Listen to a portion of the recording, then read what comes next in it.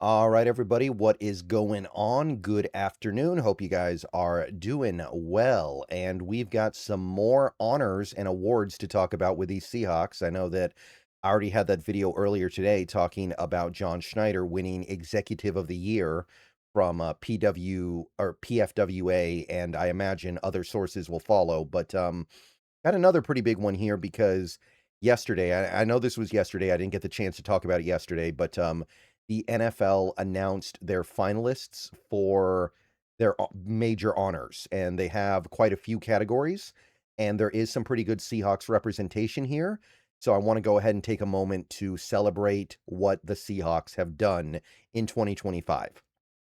All right, so we're going to go through the categories one by one, and we'll take a moment to talk about whatever Seahawks may be listed here. And as you have probably guessed already or seen already, quite a few. All right, guys, before we go any further into this video, let's take a minute so I can tell you about my friends over at Sleeper. If you're not using Sleeper this year for daily fantasy, then you are missing out. Download the app and get ready to have more fun with sports this year. Make all kinds of picks on over-unders. Get on over there. Football, baseball, basketball, hockey, whatever your sports fancy is.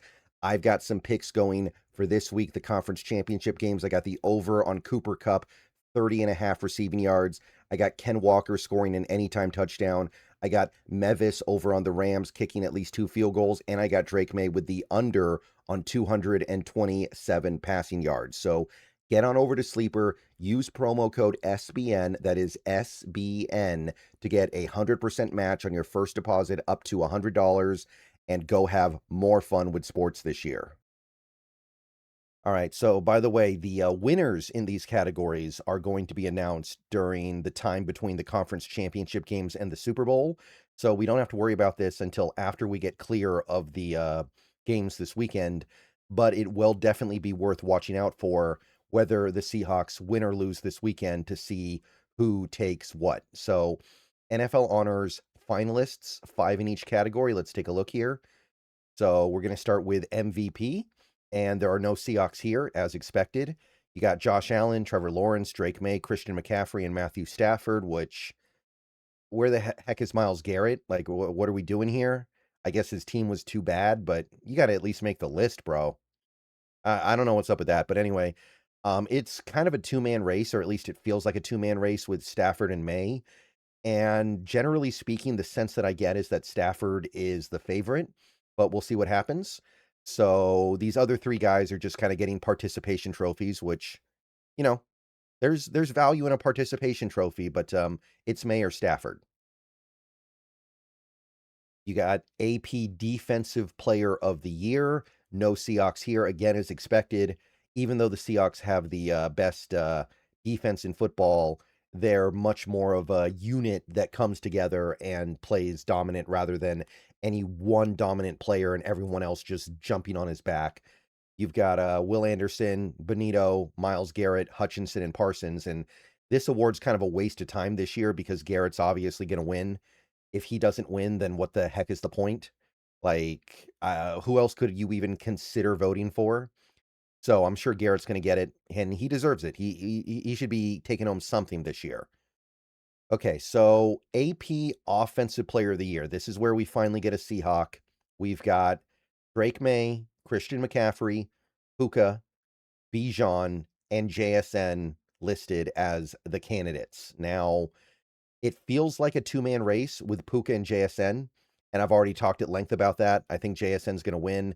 I think that most of the buildup and hype towards the Offensive Player of the Year award has gone to JSN. It seems like this is just going to be his year. There is an interesting scenario here where Drake May doesn't win MVP, so they give him Offensive Player of the Year as kind of a consolation. It would be kind of amusing if that's how things broke, because nobody's talking about Drake May winning Offensive Player of the Year, but sometimes they treat it as like MVP second place, so they can give it to another guy. And it would be kind of amusing if Drake May was that dude in 2025. McCaffrey didn't even average 4 yards a carry. I don't know what he's doing here. I know he caught a lot of passes, but not very efficient. And Bijan's team, excuse me, Bijan's great, but I guess his team just isn't good enough. I don't think he can actually win it. So that's it for Offensive Player of the Year. There is a Seahawk there. No Seahawk here. Offensive Rookie of the Year. You've got Dart. You've got Tyler Shock as your two quarterbacks. You've got Travion Henderson as your running back. And then you've got Egbuka and McMillan as your wide receivers. So of these five guys, usually they will give it to a quarterback. The league likes to give it to quarterbacks.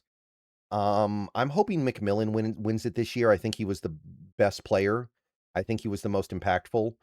And he doesn't really have a lot to work with right now in Carolina. So him getting 1,000-yard season, I think, is pretty impressive. So I think McMillan should probably get it, but we will see. I could see arguments for Dart or Shock because they are the quarterbacks. And I think that especially with Dart, there's a lot of excitement around him right now, but he didn't really win any games. Like, he won a couple meaningless games at the end of the year, but McMillan, say what you will, his team was in the playoffs. I mean, even Tyler Shock was able to win some games and get New Orleans kind of sort of competitive at the end of the year. Okay, defensive rookie of the year, we've got a Seahawk listed here. You guys know his name, Nick Emanwari, Seattle Seahawks defensive back. I know that he's listed as a safety by a lot of people. He's playing slot corner this year, but whatever. The point is he's out there on the field and he's been great. Tremendous impact as a blitzer, great impact in coverage, doing great stuff as a run defender. He's a big part of the reason why this Seahawks team can play nickel and not sacrifice anything in their run defense.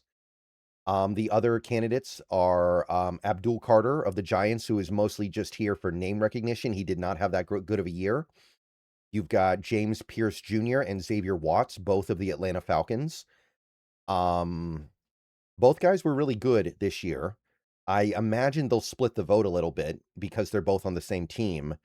And then, of course, you've got the favorite, Carson Schwarzenegger, who had a great year playing I think he started all 17 games for the Browns.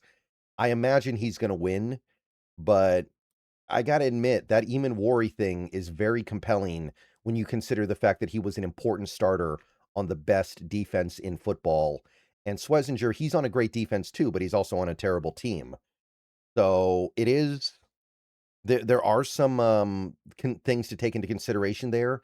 I think Emanwari would have won it if he didn't get hurt earlier in the year, but those 4 missed games add up. All right, so that is it for Rookie of the Year. There is a Seahawk listed. Comeback Player of the Year, no Seahawks. You got Stephon Diggs, you got Aiden Hutchinson, Trevor Lawrence, Christian McCaffrey, and Dak Prescott. I haven't really thought a lot about this one. I might give it to Aiden Hutchinson personally because that was a massive injury he had last year. Dak Prescott would not be bad either because he did actually have a pretty significant injury last year, and I thought he was in his bag this season, playing incredible football for a team with no defense, and they still managed to gut out like 7 wins this year. So this is an interesting category, and I'm not sure who I would take for this one. AP Coach of the Year. You better believe there's a Seahawk here, and it's actually a really stacked year for head coaches. Liam Cohen, Ben Johnson, Mike McDonald, Kyle Shanahan, and Mike Vrabel. And I've already made my argument for McDonald winning. If the AP is not going to give the Seahawks a single first-team All-Pro on defense, then what you're saying is that McDonald's a genius to get the defense playing at the best level in football. We have the number 1 defense in the league with no first-team All-Pros. McDonald needs to be Coach of the Year. But these other 4 guys, they're really strong too, so it's a stacked season. Liam Cohen turned Trevor Lawrence's career around and has that Jacksonville team's future looking really bright. Ben Johnson, same thing with the Bears. Look what he did with Caleb Williams, turned his career around. Not that it was ever really down before this is his second year, but what he did for a franchise that has been mostly destitute for a while now in Chicago is very impressive. Kyle Shanahan keeping that Niners team together through 1 billion injuries. Wouldn't be shocked if he won it. And Mike Vrabel taking a 4-win team last year and getting 13 wins out of them and probably about to have that team in the Super Bowl again. So, I mean, it's tough competition this time, guys. And final category is Assistant Coach of the Year. We do have a Seahawk here. We have Clint Kubiak as the OC, and he is one of 2 OCs on this list with Josh McDaniels of New England. who has turned Drake May into an MVP candidate, very successful. And then you got Vance Joseph of Denver, Brian Flores of Minnesota, and Vic Fangio of Philadelphia. So this is a nice category as well. I like the fact that the AP actually has this category. I feel like I think they started doing it just a handful of years ago. Of these five, I mean, Kubiak's compelling, right? Because he did take an offense that was mediocre last year and turn them into a top 5 scoring offense. I think Flores had a really good year, but the thing is Minnesota wasn't that good. I don't know how the league is going to evaluate that. Fangio, it's not like Fangio turned the Eagles defense around, right? The Eagles defense was better last year, and Fangio's been there for a hot minute, so it's not like there's do anything all that shocking there. Vance Joseph is interesting, but again, it's one of those things where Denver's defense was great last year too. So when you look at like big turnarounds, it's Kubiak and it's McDaniels. So it might be those two guys that it comes down to. I know they were talking about doing like a Protector of the Year award. I don't see that listed here, so maybe the Associated Press doesn't do that for the best offensive lineman in the league. But obviously, no Seahawk would win that award anyway, so not going to get into that too much. But that is your list of finalists for all the end of year awards. So let me know what you think down below. See you guys later. Good Seahawks representation. And hopefully they come away with some hardware. Go Hawks. See you guys soon. Everybody have a good rest of your day.